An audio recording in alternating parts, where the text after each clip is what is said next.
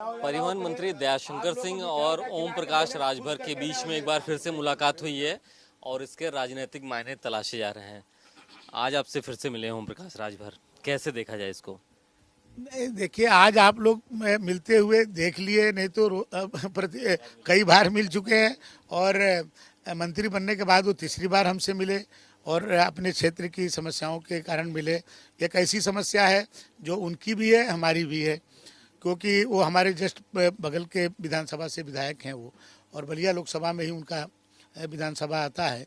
और जहाँ पर पूर्वांचल एक्सप्रेसवे का कट था कासिमाबाद में, वो इनके विधानसभा में आता था। उसी से हम लोग भी बलिया जाते थे। माननीय मुख्यमंत्री जी से हम लोग की वार्ता हुई थी। माननीय मुख्यमंत्री जी ने बलिया को लिंक एक्सप्रेसवे से जोड़ने के लिए सहमति प्रदान कर दी है। लेकिन अभी फिलहाल जब वहाँ टोल शुरू हो गया है तो उसको उस लिंक को जो अभी टेम्प्रोरी था उसको बंद कर दिया गया है। तो उससे बलिया के लोगों को भी परेशानी हो रही है, उनके क्षेत्र के लोगों को भी परेशानी हो रही है। तो उसके संबंध में वो आए थे कि भाई इसके लिए एक परमानेंट वहाँ पर एक कट हो, जिससे जहुराबाद के लोग और उधर से गाजीपुर भी निकल सकें और अपने देवरिया के लोग, रसड़ा के लोग और बलिया के लोग को जाने में आसानी रहेगी।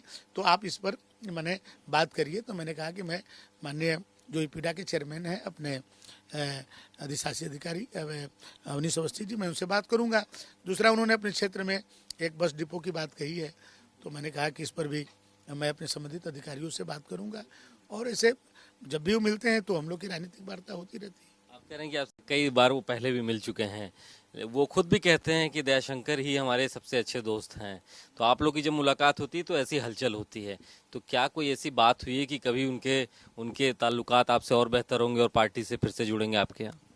देखिए, हम सदैव कहते रहे, क्योंकि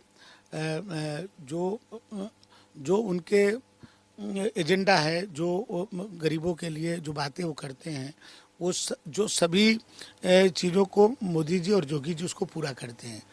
क्योंकि वो जो मुद्दे उठाते हैं उस मुद्दे को केवल भारतीय जनता पार्टी और हमारा ही नेता माननीय मोदी जी और योगी जी पूरा कर सकते हैं।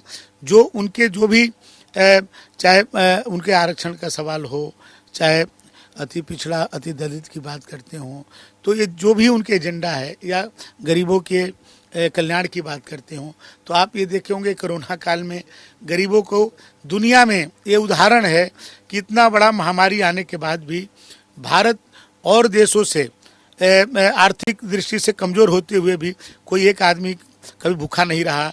एक आदमी के घर में कभी ऐसा नहीं हुआ कि चूल्हा न जला हो।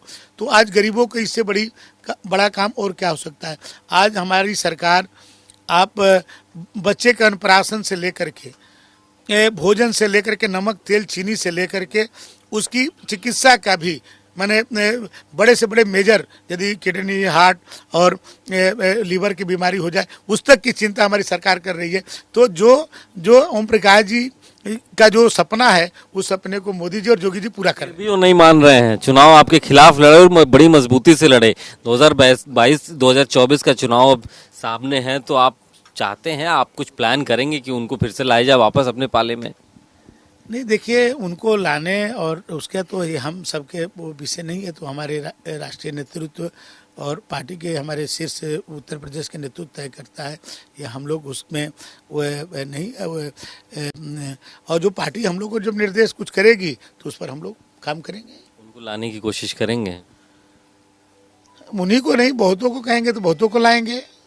बहुत लोग आज तो देखिए मोदी जी और योगी जी की नीतियों से प्रभावित होकर बहुत सारे ऐसे लोग हैं कि जो भले ही दूसरे दलों में चुनाव जीत गए हैं, फिर भी हम लोग के साथ आने के लिए तैयार हैं।